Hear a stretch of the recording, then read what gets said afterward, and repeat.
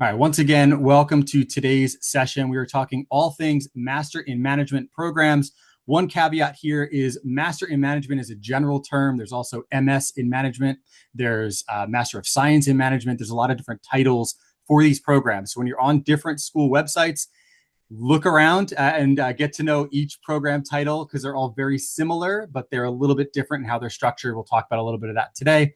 My name is Mike. I'm an executive director over at ClearAdmit. ClearAdmit is a applicant community and resource website for those of you applying to business schools. We have all kinds of great tips and advice and information about all different programs in the graduate area and the discipline of business, MBA programs, MiM programs, and so on, et cetera. That's all I'll say about ClearAdmit. Come visit us after the fact if you want to learn more.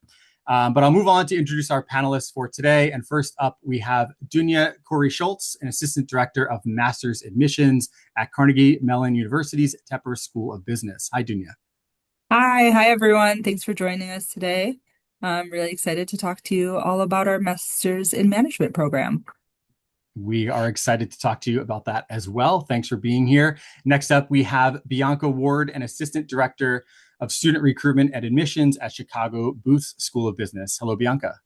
Hi, everybody. Thank you so much for welcoming me here today. And I'm excited again, similar to chat with you guys about at the school. Same here, and thank you for joining us. Next up, we have Mary Hall, Director of Graduate Admissions in Specialized Masters over at Emory Goizueta Business School. Hi, everybody. Thank you so much for having me here today. I'm not sure if you can see my video, but I'm really thrilled to be here and hopefully answer any questions you may have about the process. Awesome. And we can see you. And I hope that Goizueta may be the most difficult name I'm pronouncing today. So I hope I did it right. You did great. Perfect. Awesome. Next up, we have Jennifer Lau, a Senior Director of Recruitment and Business Development with the MBA, the MIM, the ISS, and also with Marketing Events over at INSEAD. Hello, Jennifer. Yeah, hi everyone, and thank you, Mike. And then thank you so much for having me today. I'm very happy to talk more about our Master in Management program today, especially today is our round 3 deadline, a few hours to go.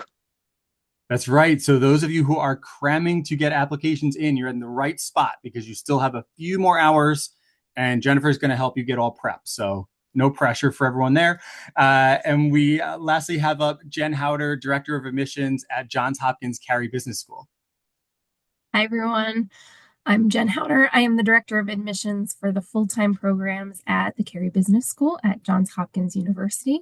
So I oversee all of our full-time programs, including our full-time MBA program and our 7 full-time specialized master's programs.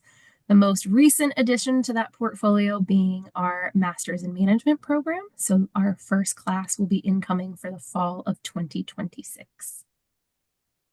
Which is super exciting. And as you can see, I mean, just one of those programs that's really popping up a lot, which is why we want to bring these types of events to you all, hopefully introduce this type of a program and this type of an option to more students as they are considering different things to do at the end of your undergraduate program. So thanks to all 5 of you for being here. Again, today, this first question, which is one of our roundtable questions, which I will pose to a panelist, but, what are these programs and who are they for? And this is exactly what we're looking for today, right? Is just how are we going to talk about these program types? Who are they really here for? And hopefully you're in the right place, right? It's a great option for folks who are looking to do something a little extra at the end of your undergraduate career and moving into your next phase of life and hopefully diversifying your background. So with that, I want to pass this question over to Dunya. What is a Master's in Management and who is it for in your opinion? Yeah, absolutely. So a Master's in Management is a broad foundational master's degree in management, getting foundational business skills, the opportunity to just kind of dive deeper into management and business as a whole. Who it's for our program, it initially was designed for students without a business undergrad, simply because a lot of the classes may be repeats for someone with a BBA. But we have found that some students really are getting different classes and different understandings of business and management as they join our program. So really for anyone looking to get those foundational business skills, maybe looking to get an MBA down the road, and just kind of understand management and business as a whole as they're moving forward. Perhaps they got a liberal arts degree in the past and are looking to pivot. All good reasons to kind of consider the Master's in Management as a one-year program, either coming right out of undergrad, or our program allows students with 0 to 3 years of work experience. So typically pre-experienced students hoping to kind of make that pivot and dive into management and business. Very great stuff. And thank you for that answer. And I like you touched on a few different things, right? It's some programs you may be able to have experience first before entering. So that's good to know for those of you who do have a year or took a gap year or something like that at the end of your program. And secondly, it doesn't mean you cannot then pursue an MBA later. They are different degrees. And we'll talk a little bit more about that as well as we move forward. So thank you, Dunya, for that. Next up, we will switch over to Bianca. And if you can walk us through the curriculum of one of these programs, what can potential students expect to take in their core program?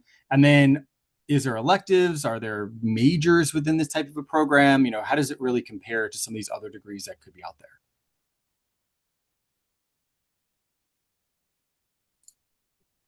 Sorry, I was muted. That is an awesome question. So for the Master's in Management programs, you're going to typically see a curriculum that's pretty comprehensive that touches all like the fundamentals of business. So courses relating to accounting, economics, marketing, finance, that should kind of feel fit for all the schools here at this panel. In terms of like majors, at Chicago Booth, we do offer specializations.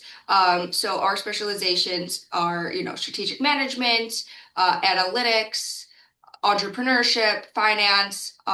So those are sort of the special focuses that you can handle or look at in this program. A really big emphasis at Booth is we want you to be able to supplement your knowledge as best as you see fit for your career goals. So specializing is a completely independent choice if you want to do it. If you think that if you want to go into finance, you think a finance specialization will really like push you over the edge in terms of your competitiveness of other applicants to those jobs, and that is a great choice for you. However, if you really just feel that you need just the general business acumen. So you want to take a strategic management and an entrepreneurship class and a finance to kind of get that well-rounded business education. You can do that as well, which kind of bleeds into the next part of this question about the electives. So at Booth specifically, you'll be taking 10 classes. 5 of those will be electives. So there's 50% core classes, 50% electives. And the core is really just meant to get everybody on the same page and level and get that foundation. So that way, if you do choose to specialize, you don't neglect the other business foundations that the program offers for the students. And then again, specialization is a choice, but if you choose to specialize, then 4 of those 5 electives will need to be in that field of specialization. But Booth and as well as the other schools have a wide range of courses that would be very foundational for your business skills. So even though it sounds like you'll only, in some cases, only have like 1 free elective to choose within any of the courses available, we have so many courses that would align with the specialization. So hopefully it doesn't feel too restrictive. No, that makes sense. And just within the 5 panelists, a quick show of hands, do all of you offer electives within this program? Yes, I'm seeing all either shaking heads or hands up. So yes, so looks like lots of great options for folks who are looking to pursue this program, but still diversify a bit and kind of specialize within a certain area. And Bianca, you already kind of hinted at some of this stuff where it could help in career placements. Mary, if we can kind of expand on that question, right? What, in your opinion, do MiM graduates typically do after graduating in terms of career placements? Sure. That's one of the beauties of a Master in Management degree is that it really, the sky is almost the limit. Most our program, and I'm assuming most other programs, really prepare you for any kind of entry-level role across a variety of different vertical markets and industries. So our program, we try to specialize to a student's interest, what they think they want to study and customize. And then we have dedicated career support to help guide you to the kind of career opportunities that would align with your interests. So it could be anything from banking to healthcare. We have a lot of students interested in healthcare, either managerial roles or HR roles in healthcare, consulting. There's a lot of different types of logistical roles, like project management or supply chain kind of roles, or even if you're really interested in entrepreneurship. I know that's something that's a focus at our school. It's something that's exciting, but I think that's the nice thing. If you have a general idea of what your career goals are and you just need this business degree to specialize and get you a little bit further, it really can prepare you and set you up for success in a lot of different roles in a lot of different industries. Yeah, I think that is one of the nice things about a generalist type of a program versus, you go to law school and there's a more limited number of jobs you can do, right? So some of these things people say, oh, I can do a million things. I'm not specialized enough. Maybe that's better. It gives you more options. You can explore a little bit more and you can still specialize within some of the electives. And there's many good opportunities for you at the end. So thank you for that. You're welcome. Next Can I up, actually add, because you just yeah, reminded me of something, Mike. One of the things too that's also nice about a master in management is that you may be preparing yourself for an entry level role in a lot of different things, but you also may have an end goal game of like being a physician and going to medical school or going to law school. A master in management is also an excellent gap year idea. It's a great way to get foundational business skills, take classes that are going to help you succeed in either law school or medical school, or prepare you for your professional practice later on. So that's another kind of career slant that's an MIM could be good for. Absolutely. Thank you for touching on that. Yep, absolutely. Okay, so moving forward to Jennifer. And Jennifer, this is, you're representing the European Business School. So we're kind of giving you this question, a little bit of a layup. So I'm sorry about that. But the MiM degree also has been around a lot longer within Europe. So this question really does kind of show, how is it viewed differently, right? Is it viewed a little differently in Europe versus within the US or around the world? Maybe because of that length of time it's been around, or how does it compare to other degrees that are out there? Okay, thank you, Mike. I think first of all, the MiM and MBA are really designed for different career stage professionals. So usually, typically, the MBA is designed for experienced professional, especially probably you have more than 2 years of full-time work experience, and then you want to accelerate your career, and then you go for the MBA. But for MIM, it's usually for the earlier stage professional. Usually they probably just graduate from undergraduate degree, or they have less than 2 years of work experience before the program start. But then they also, as Mary mentioned, that it opens the door for many different types of industry, because it is a general management degree. So especially in Europe, the MIM is actually very, very well established, have a longer history than MBA in Europe. So there's no comparison between MIM and MBA, but more about at which stage of your career and in your career journey, and then what is the right timing for you to do MIM, or later on probably do an MBA. And even we look at on the employer side, actually many global companies across industry, it could be consulting, investment banking, or tech firm or corporate sector, they are also actively hiring MIM graduates every year. So that's why I think even we look at our INSEAD MiM graduates, they are actually getting offers in more than 30 countries across industries every year. Very good stuff. Yeah. And I like, again, that combination of the two degrees could be viewed very favorably. Very good stuff. So Jen, we'll flip over to you on this last roundtable question. And some students are here doing this right now, right? They're looking at these programs, but how should they look at them? Is it curriculum structure, career support, the location? Like, what, in your opinion, should somebody really be considering if they're looking at multiple options within this degree? Yeah, great question. When comparing MIM programs, I really encourage students to look beyond, rankings, brand, and really examine structure, support, and philosophy. First being the curriculum depth and intentionality. So at a school like Carey, obviously we're, embedded in the larger Johns Hopkins ecosystem. So you're not only going to get those business foundations, but you're going to be able to pair that with the analytical rigor and exposure to the real world problem solving. So ask whether the program challenges you to think critically and across disciplines, And it's not just memorizing business frameworks. The other thing is think about the career integration from the start. And especially for MIM students, most of the time these are, 1-year programs. It's all about acceleration. So you're going to need that from the get-go.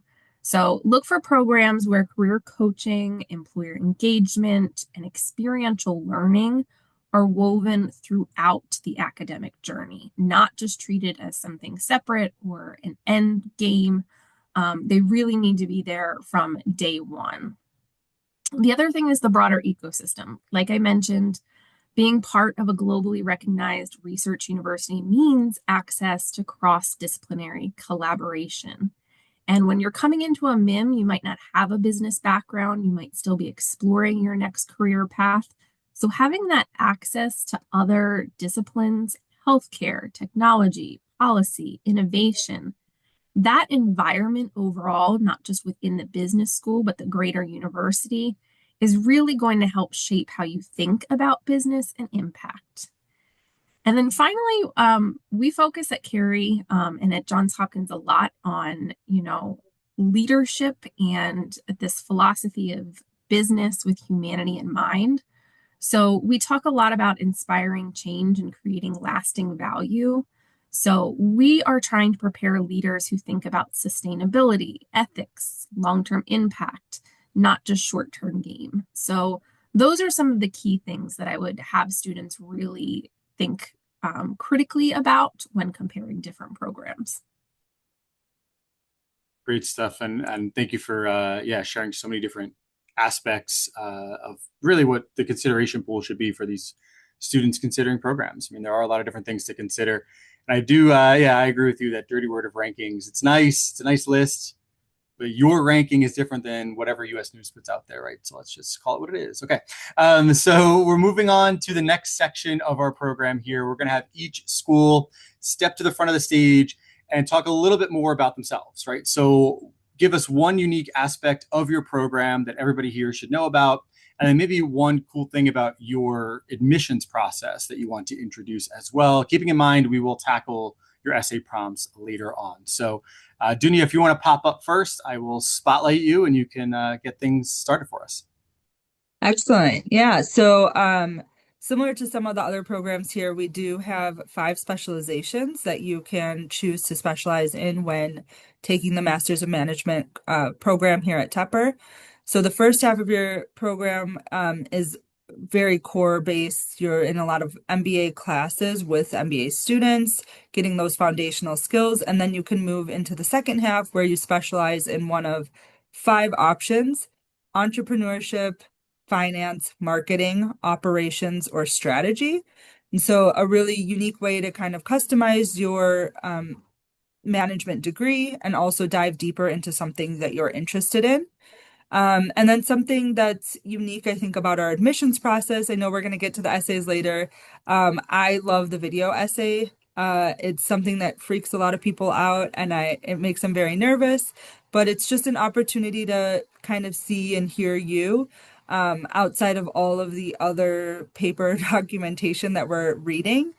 And then we truly do a holistic review of the application. So, don't let something deter you, whether that's a lower GPA or maybe not having certain experiences, or just don't let things deter you. Think about the bigger picture. We're looking at it as a whole person, from your GPA to your transcripts to your resume to your recommendation, your essays, your video, all of that is taken into consideration. So just try to paint the best picture of yourself when you're applying, and then we get to look at that and make that judgment. But just be as authentic as possible with both parts of that, and kind of consider what your next steps are and see if this program is a good fit for you.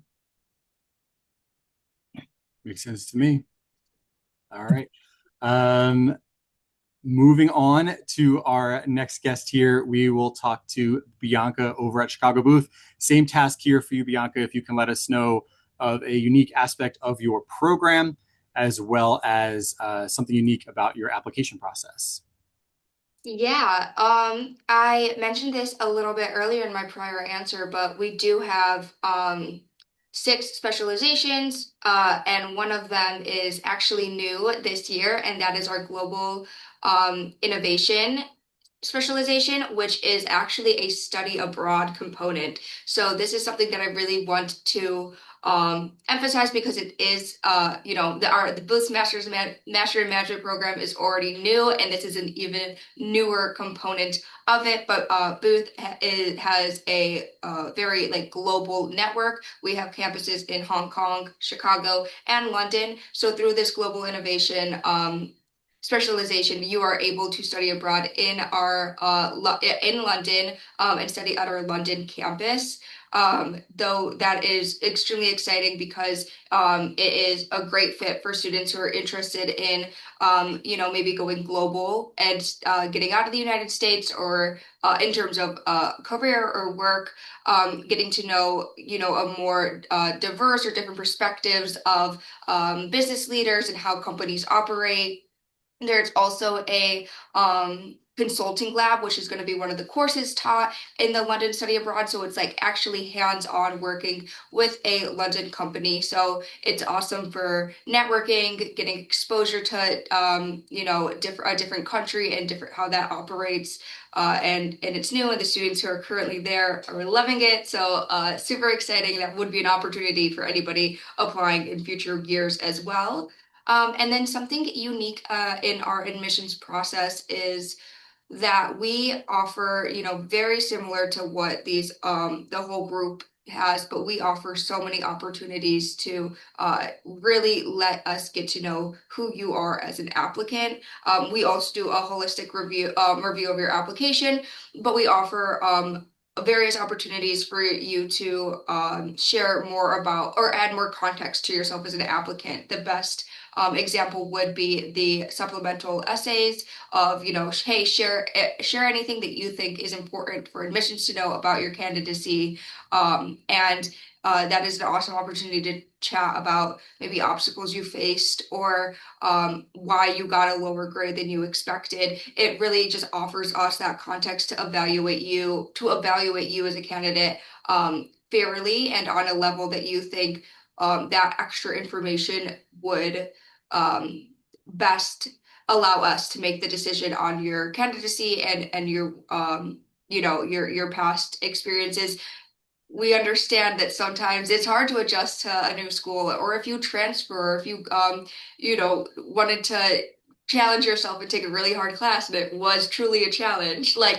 So we really encourage you to share as much as you can, or just give us the opportunity to learn as much about you during the application, so we can get to know you and really assess how you would fit into the booth environment. Yeah, I love that. And it's been mentioned a couple of times, right, of that thought of fit, and it's fit for the program, for yourself as an applicant, but the program would see if you fit them too, right? So it is a little bit of a two-way street on that fit word, and it is so important to get to know each other. So I love that. Each of the applications does a great job of allowing students to really just tell you who they are and get to know them a bit better. So thanks so much for that. We'll move on now to Mary over at Emory. Mary, same thing, something unique about the program, as well as a cool kind of tidbit about your application process. Sure.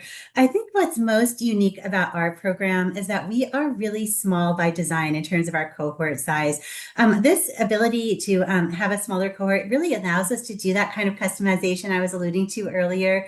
We don't really have any limit to our specializations. Our program director gets to know each student early on in the process and learns what their interests are. So it enables us to offer you guys courses in our MBA program that are really tailored to what your interest is, whether it is finance, whether it is supply chain, whether it's something more unique like real estate management. So having that small cohort enables us to be a little bit more responsive. That's also, we have an immersive project where you're going to be doing a one-on-one project in this spring semester with hands-on experience with a real company. And we tailor those companies, we choose them based upon the interest of our students, which we can do because of that small cohort size. Finally, the other really important thing about our small cohort size is we have one-on-one career mentoring, and that starts even before you come to campus. And in the summer. Our career counselor will reach out to you, find out what your interests are, find the best way to connect you with a really good network, and also provide tremendous professional development. So I think that's probably what's really unique about Emory and something that really resonates with our students.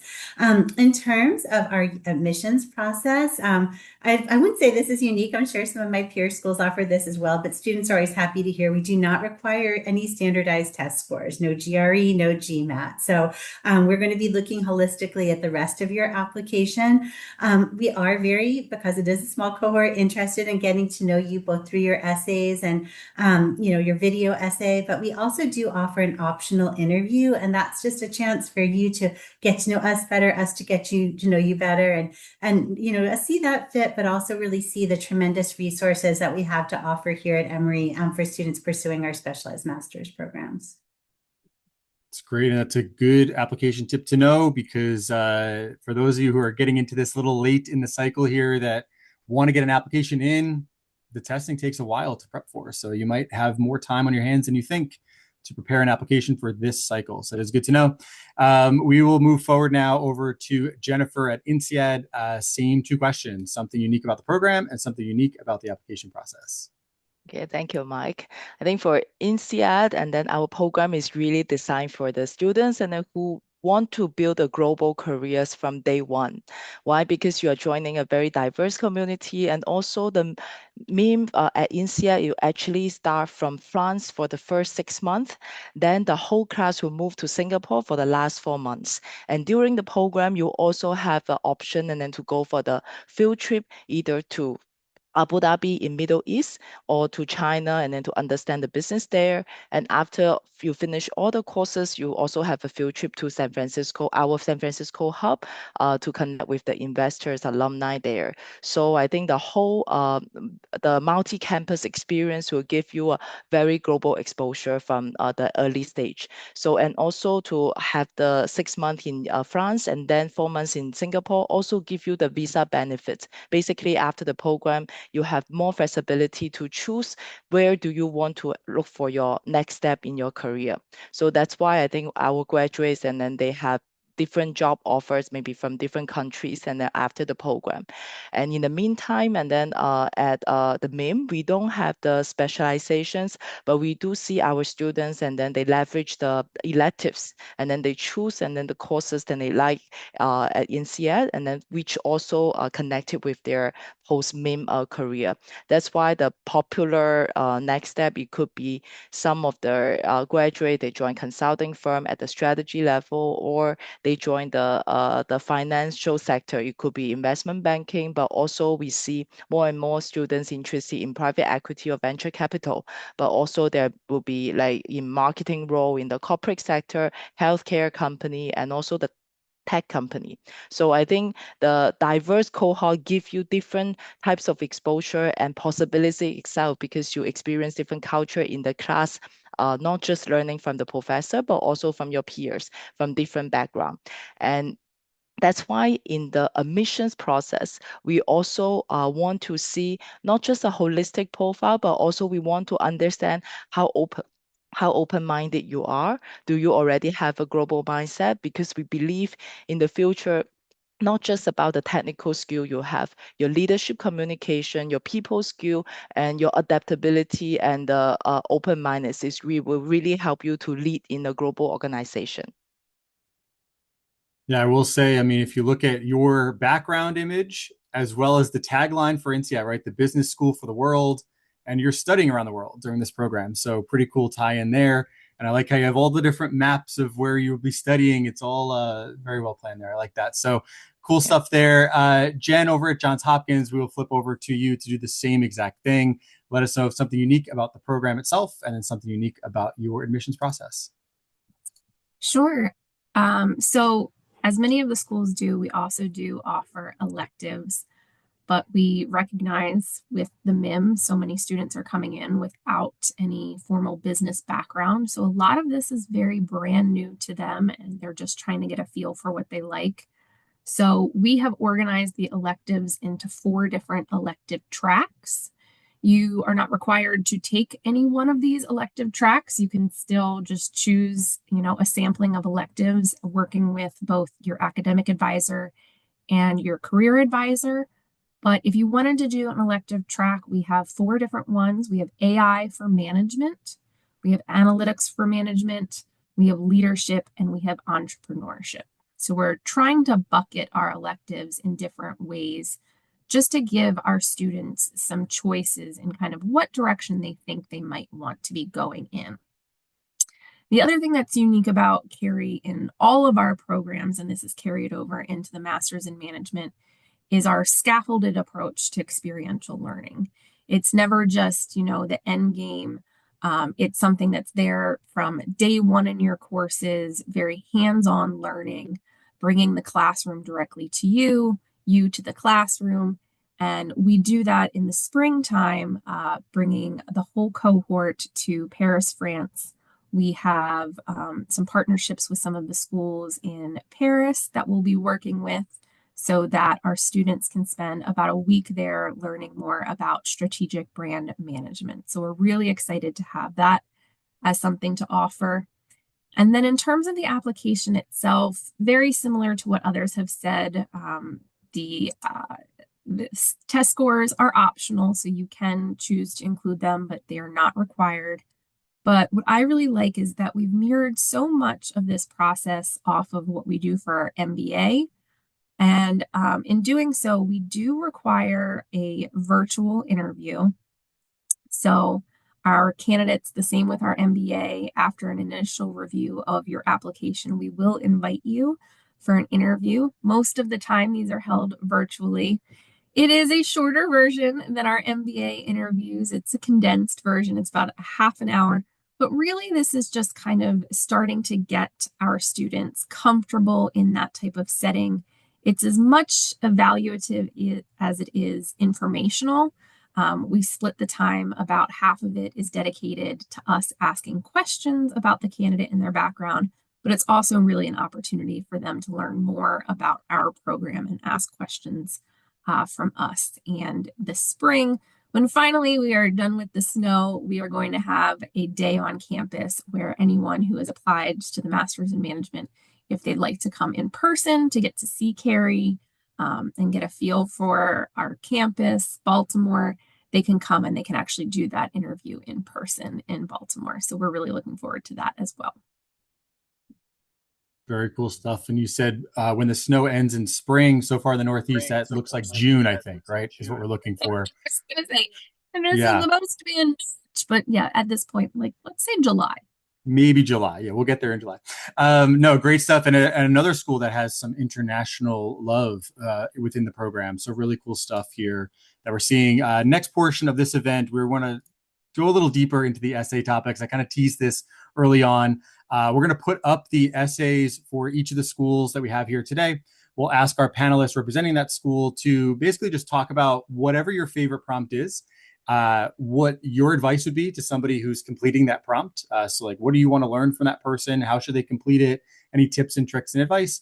And then I'll ask a follow-up about a different question up here on the slide. If you have multiple slides, it's designated at the bottom. So Dunya, you're up first. You do have a second slide, which you might be making us move to if I believe I know what you're going to do here, but we'll see. So we do have prompts for our written essay, and then we also have our video essay. So for our written essay, I don't necessarily have a favorite here. I think it really depends on your experience in terms of if you maybe haven't had the first experience where you've faced something complex or some uncertainty, start thinking about the future and pick that second essay question. Ultimately, what we're looking for when you're answering these questions are really just how you answer them in terms of authenticity, telling us a little bit more about your story. Maybe don't share, I was a leader in this role because X, Y, and Z, but instead share that story. Show us, don't tell us necessarily what's going on. Many of you have maybe heard of the STAR method. So using that when you're answering these questions. And and think about specific examples of somewhere where you can represent either the first or the second prompt here. And really, again, on our end, we're going to look at the bigger picture. How do you write about it? How do you share that experience? And we're going to see, how does this show how you work in a group? How does this show your fit with the Tepper community? What things did you choose to emphasize when you were writing this essay? And, that's kind of what we take away from it, whether you choose the first or second prompt. So again, choose one that really you can speak more freely about, whether that's looking ahead or kind of looking back at an experience you already had. And making sure that, again, it's very authentic. And I repeat that because in this day and age, there's a lot of opportunities and supports and tools that can be used to help answer certain prompts. We're reading a lot of these. If they start to sound very similar, it's really hard to kind of hear about you as a person instead of kind of getting that more robotic answer. So just do your best to be as authentic as possible with your essay prompts in written form. Yes, and I will say it out loud. It's AI, right? So like Gemini is not attending Carnegie Mellon. Hopefully, you are the human who is behind that tool. So write your own essays, use it as a guideline, right? Because we're all going to do it. But write your own thoughts, write your own essays. It will spit out the worst essay ever, and we all know that it did it. So, all right. So we will flip over to the next slide because you mentioned earlier it is your favorite part of the process. So the video essay and the prompt is on the screen. So as I'm speaking, if you're listening to this call, you can read what we're talking about here. But basically, this component will ask about career goals. It's a kind of not a short video. I mean, 2 minutes is actually pretty long compared to a lot of video essays that are out there. However, talking about somebody's long-term career plan sounds like something that might take longer than 2 minutes to do. So what do you suggest to somebody as they're tackling this response? How do you craft your answer within that 2-minute time frame to sound coherent and also deliver the message properly? Yeah. Well, I'll start by saying none of these prompts are surprises. They're all available to you, so please feel free, and I encourage you to kind of practice and look over them ahead of time. When you're crafting your response, think of an outline. Think of, short term, what do you want to do? Long term, what would you like to do? And then think about how Tepper fits into that. So we want to hear what you're thinking now with the understanding that that might change, down the line. And that's okay. It's just really a loose understanding of what you hope to do post MSM. I think the biggest thing here is not to be reading. So oftentimes we'll get a video essay and it's just fully reading off to the side, and we're not getting really any of your personality in that. So absolutely practice. I think there's one test run before they actually, before you need to record. You get 2 attempts to record. If you run into any trouble, just message us. We're happy to help. We don't want a recording to be the reason you're stressed out. But I would say just give it a practice, try and speak as naturally as possible, say it to someone if that's helpful, and then do a couple runs yourself so that maybe it's not memorized, but you at least know where you're going with it, and then you don't have to read a full script. You're just kind of glancing over at notes or an outline. Yeah, all great advice. I mean, there are a lot of, I guess, in the world of streamers and, the different day and age of people being comfortable in front of camera, still plenty of people who are not, right? So get comfortable in front of the camera before putting this essay together so you're not shocked by like, oh my gosh, the 2 minutes ran out and I just announced my name for the first time. So yes, very good stuff there. And good to know that you can always respond to the admissions team and say, hey, can I just get like a second try at this thing? Because I kind of messed up. So really good stuff there. Thank you so much for those responses. We will move now over to Bianca over at Chicago booth. Same task for you if you can take us through your favorite prompt here that you want us to learn more about.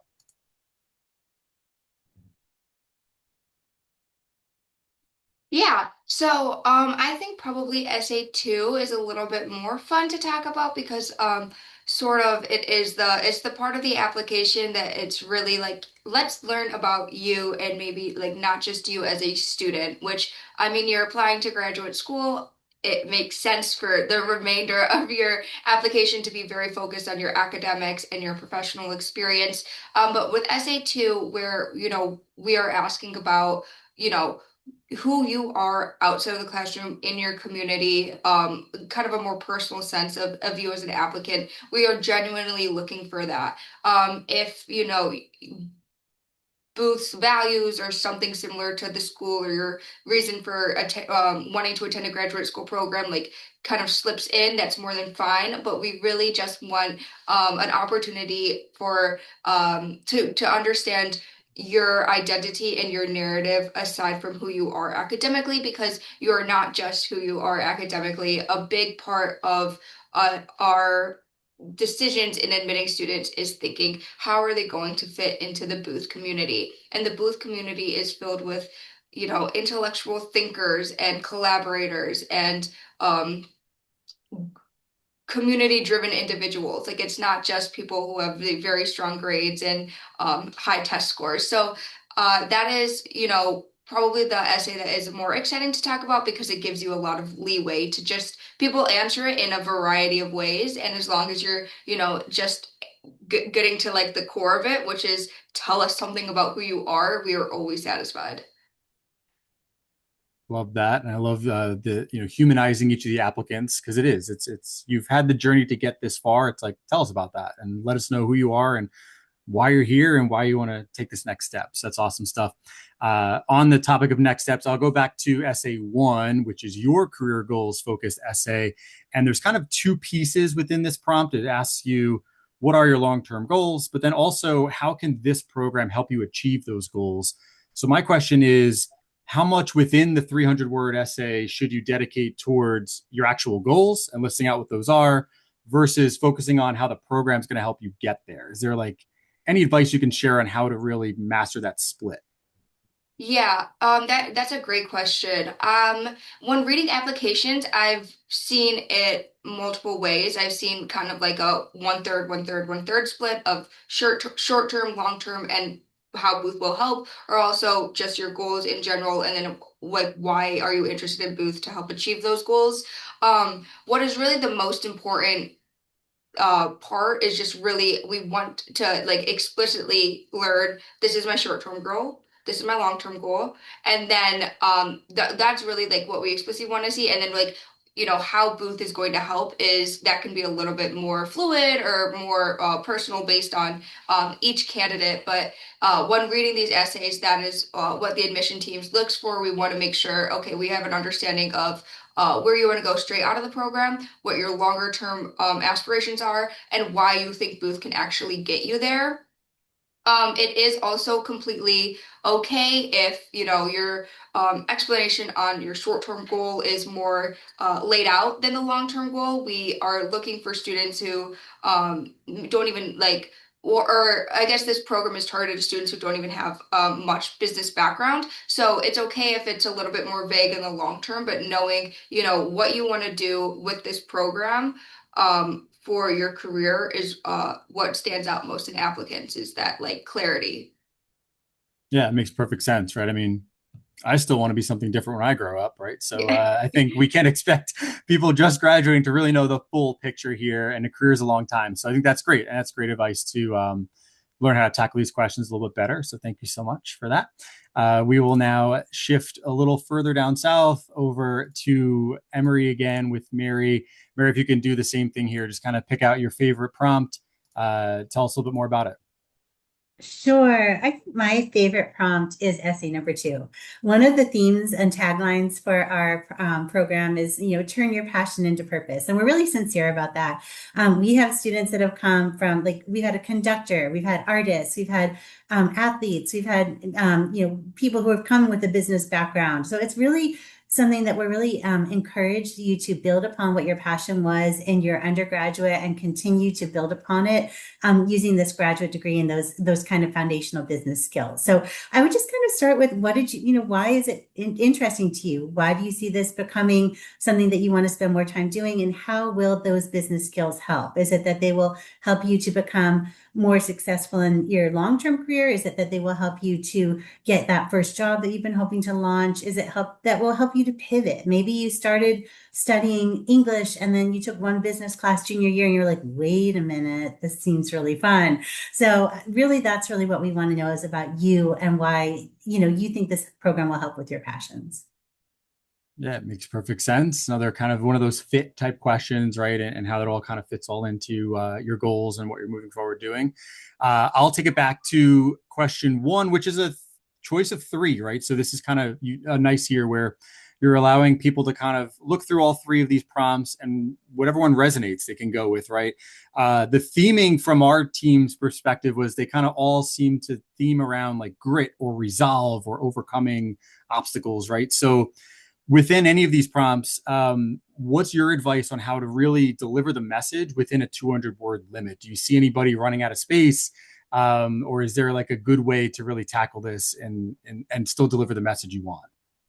Honestly, I don't think we've seen anybody run out of space, but I'm sure that's because if I know you all and your students, you're sitting there, you're probably trying to like wordsmith and get it down to those 200 words. So I've done many of these myself with my own kids. But honestly, what we're getting at here, what we found, honestly, when we do kind of our end of year reviews, like who really stood out the most, who was most successful, who's been successful in their job hunt, it's the students that really have that kind of tenacity and that ability to set a goal and go for it and to put in the work that you need to achieve things. We've got a lot of support resources in place, but no one's going to be standing there with like, here's your job on a platter. You're going to have to help, kind of pursue those goals yourself. So that's really what the goal is behind these. And just pick something that, something that you were excited about, a time that you achieved a goal and you were really happy that you got to do it, even though it was hard or, didn't work out the way you planned. That's what we'd like to see is that resilience. Makes perfect sense. Yes, please, let's get that message out where you get into business school, but you still have to work for that next step. It's not just an automatic thing. The work continues. We'll leave it there. Very good stuff. We'll move over now to Jennifer at INSEAD for this same exact thing here. Here's all of your essays, a bunch of different ones, but I'll make sure we mention that they're mostly short answer. So I don't want anybody to see this and be like, well, I got to do 6. It's a little different. There are shorter answers. If you look at the max word counts and stuff, it makes sense. So Jennifer, tell us how these all fit into an application and what's your favorite one? Thanks, Mike.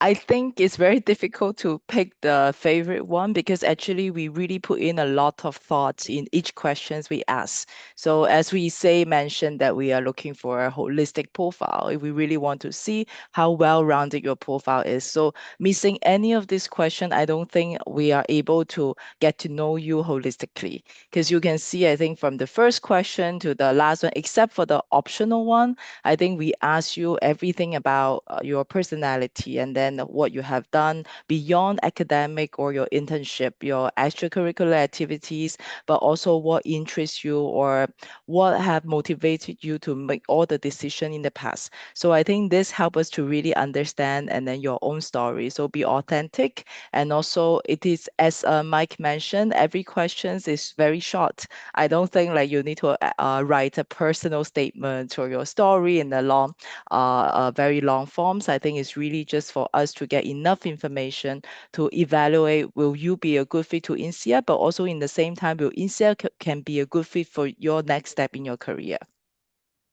Absolutely. And one thing we noticed when looking at the way these questions are structured too is the first one being, how do you describe yourself?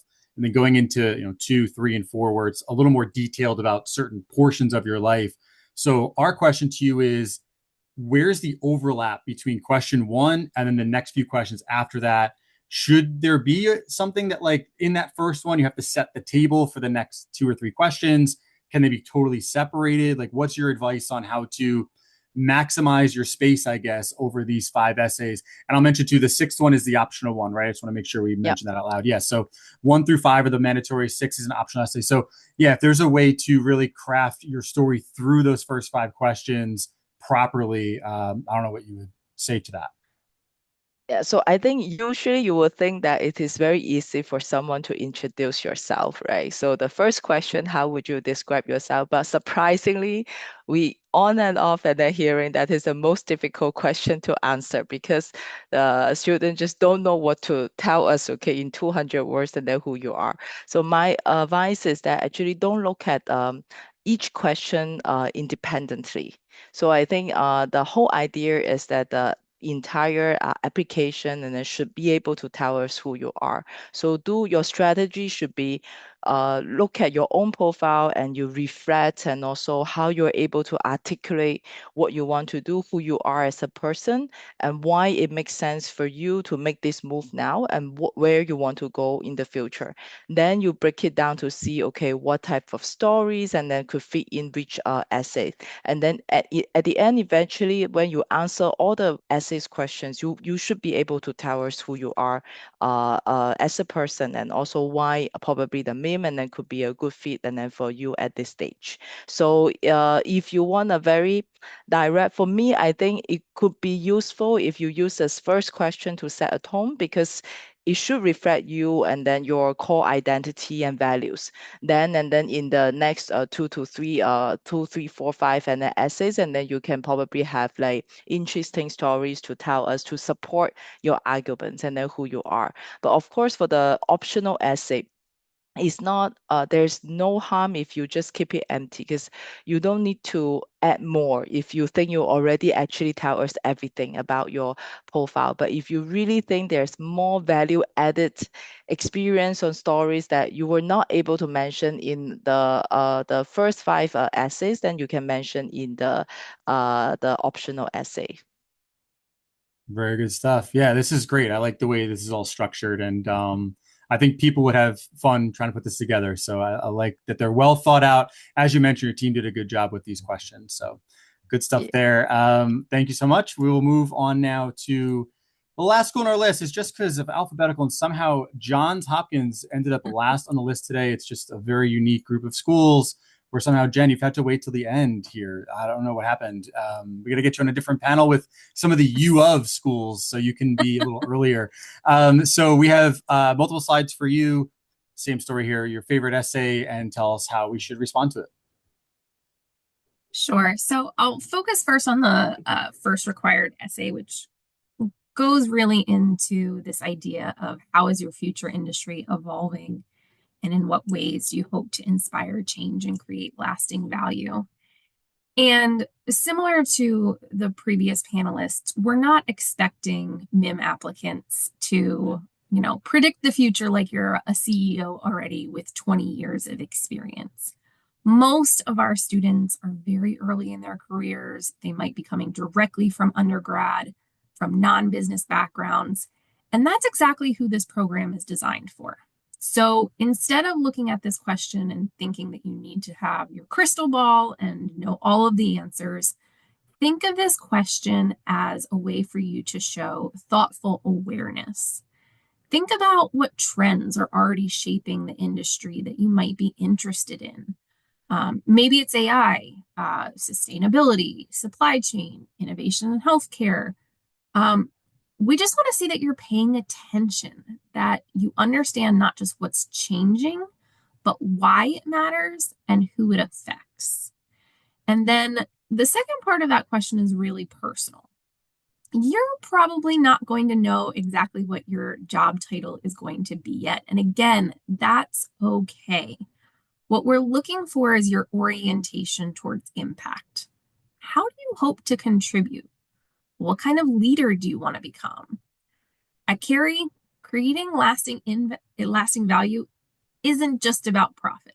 And I know that goes a little bit against everything that business school stands for, but it's really about responsibility and sustainable impact. So the strongest essays to answer this first question really show us that awareness, the curiosity, and a value-driven mindset. We're not looking for certainty. We're looking for thoughtful, future-oriented leaders. I love that. Just don't explain that answer to the shareholders and the CEOs, because they want to see the profit. So we'll leave that for the applicants now, and then they can change that story when they get to the boardroom. So we'll move on to your second required essay, which is another one of these kind of choose your destiny here, with a couple of different prompts that applicants can choose from. You pick one of these 3 prompts. So what our team noticed was there's some prompts here that would generate more of a positive response, and some that may have more of like a negative response, right? Like something that you dealt with that was maybe a failure, or something that was a maybe the turning point could be something that was, something difficult that they had to go through.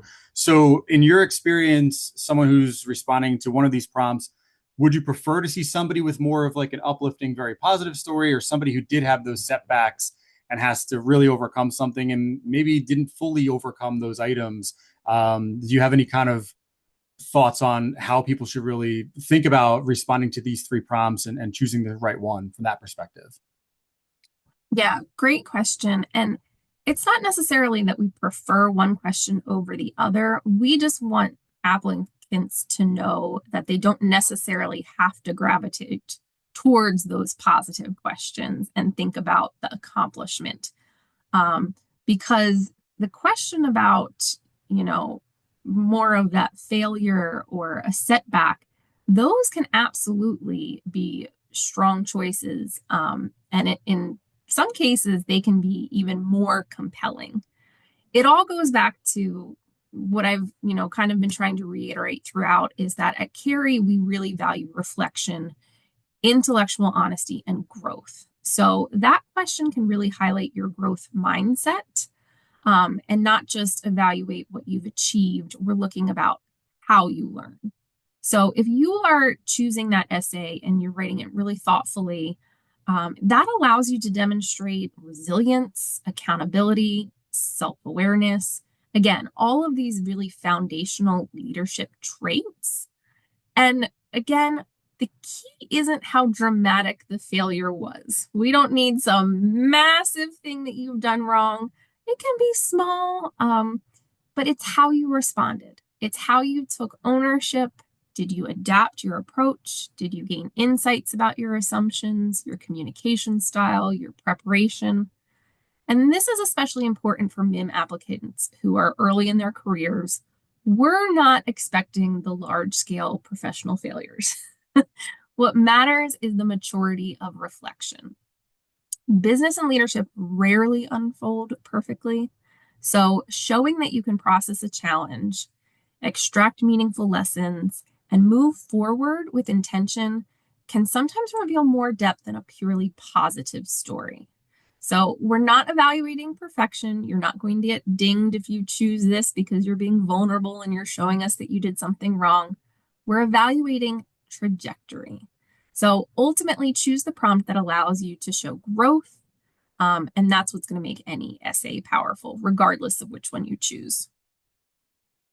Perfect. No, I love that. And it does seem like the theme today is that all of these essays from all of these different programs, they do reflect back on what that program is looking for and what they're looking to do and the types of students they're looking to enroll. So there's a lot of intentionality on these prompts from each of these schools. So I appreciate you all walking us through all the different prompts today. We have a little bit of a fun. I know we're like right at the top of the hour, but we have enough time to run through some fun stuff. So this is just to kind of like humanize you all. These are my essay prompts for you all to answer. So you got to play the game along with us. So we have two. We'll ask them both of each you so we can kind of speed round this. So Dooney, we'll go back to you first. The two questions are, what's your favorite part about reading master management applications? And then a favorite secret spot on campus, which will no longer be secret. So it's a little bit of a tough one to answer probably, but take us through those two. Yeah, I think my favorite part about reading an application, I know I said video essay was my favorite to see. Reading is always the optional essay because it is the one kind of opportunity for you to tell us something that we didn't get to see in the rest of your application. Favorite secret spot on campus? I don't have one. I love just walking around. We have a beautiful campus, and so taking, my lunch break mile walks is perfect. And I absolutely love it when the weather cooperates. There you go. Very good stuff. And all your favorite spots on campus are public, non-secret spots, which is they're still good spots. Okay. So we'll move on to Bianca. Same two questions. Favorite part of MIM applicants and then secret spot on campus.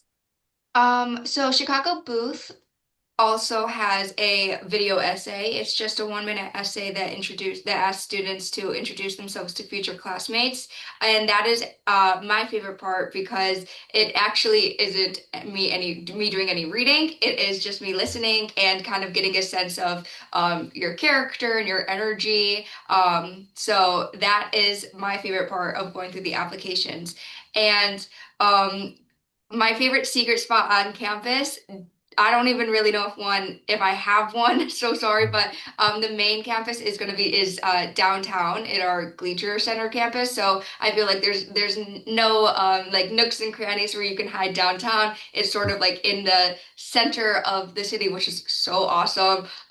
So while there's no secret spot to go, it is, you can walk around, grab a coffee, lunch, get to explore and like feel the city vibe of Chicago. So that is probably my favorite part of the campus. Yeah, it makes sense. Right along the river as well. So that's Yeah. always a good spot to be on the Riverwalk. Okay, moving on to Mary. Same two questions. Favorite part of reading apps and secret spot on campus. Sure. I think my favorite part about reading Master in Management apps specifically is just because the candidates are so diverse. It's super interesting to me. I also work with the Master of Finance and MSBA and a program for U.S. military veterans, and I love those applicants too. But MIM is so much more diverse. We have students from around the world. We have students for different backgrounds and interests. And to me, it's just really exciting to just kind of see that diversity in our applications. I think in terms of, it's not really a secret spot on campus. I really like the fifth floor of the Goizueta business building because there's a beautiful event space that has a balcony and you can kind of look out down on the lawn where, students are sitting in the Adirondack chairs enjoying the sun. And there's another window you can look out and see the skyline of Atlanta. And it's just a really just nice space. You can sometimes hear music. We have events. So just kind of a really cool space just to be up high looking down at the pretty campus. Something you forget, like working in admissions, you're on a college campus. There's always something going on, right? There's something fun happening in the area. That's awesome. Jennifer, how about for you? And I guess you got to tell us which campus too, because now you have multiple to choose from. Yeah, so I think I changed my background photo. It's easier to see this is my favorite sport under the sun. But of course, I think in the summer in Europe. So because I feel I like our student, even like mean our staff, and then so we always and enjoy the community the basically the chats, and then we learn so much from each other, and then from just the outside of the classroom, because like everyone coming from so many different backgrounds. Yeah, so that is really great. And for the favorite part of reading the essay, I think for mastery management, because average, I think the age is between 20 to 24, right? So every time I read the essays, I feel there's so many amazing profiles at this stage, and they can dream really big. So when I look back at that stage, and then I cannot imagine I know so many stuff, and then so now I think it's like the younger generation, they're really very good and impressive, and they have a lot of potential to grow in the future. I love that. It's like their dreams inspire all of us, right? To like continue. Yeah, it's really cool. Awesome stuff there. And Jen, when the snow melts, I'll caveat your favorite secret spot, unless you like to sit under the snow. But yeah. I was going to say, I feel like my favorite secret spot from previous panels, and it's always the rooftops. At our location in Baltimore, we are right on the harbor. So we have the 24th floor of the building that we are in with 360-degree views around Baltimore. So you can sit out there, enjoy the harbor, take it all in. I personally can't send myself up there to work most days, or I will never accomplish anything because it's just that nice and relaxing.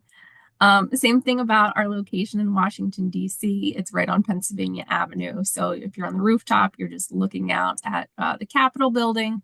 So those are, my favorites. Again, we need to wait until it's a little bit nicer out. And in terms of application reading, very similar. I love the diversity of the candidates from the MiM program. Having spent most of my time reading full-time MBA applications, there's only so many times that I can hear that you want to be a healthcare consultant. Nothing wrong with that, but being the Carey Business School Business of Health, that's what we see so often in our essays.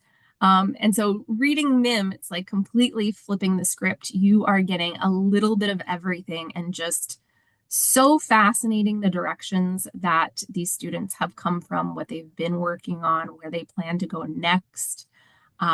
Just, liberal arts backgrounds, engineering, the arts, just it's phenomenal to see that interest. And I love seeing that kind of move towards the business world.